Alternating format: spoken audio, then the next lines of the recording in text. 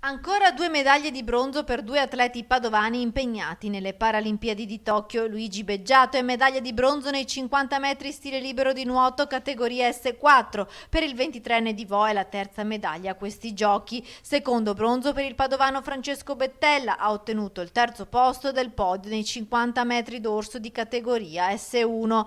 Un successo che inorgoglisce ancora di più la sua città.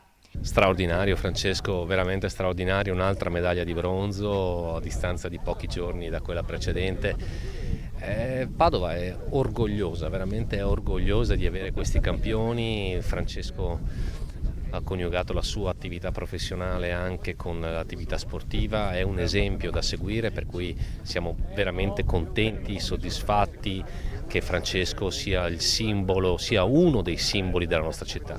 Medaglie che arrivano in una giornata importante per Padova, che è stata scelta come città europea dello sport 2023, un riconoscimento che porterà iniziative ed eventi in città. È una vittoria dello sport padovano, una vittoria di tutte le associazioni, del mondo del volontariato, anche delle categorie imprenditoriali che investono nello sport e che credono nello sport. Quindi credo sia veramente un riconoscimento giusto per quella politica sportiva che abbiamo provato a dare a Padova da 4 anni a questa parte, con la realizzazione di tanti impianti sportivi, riqualificazione di quelli già esistenti. Spazi nuovi per lo sport, intesi anche come riqualificazione urbana, come l'ultima piastra sportiva che verrà realizzata all'Arcella vicino all'Ansa Borgomagno. Il nostro grande impegno è proprio quello di aiutare la ripresa dello sport nella nostra città, sia da un punto di vista di impianti sportivi che da un punto di vista di eventi.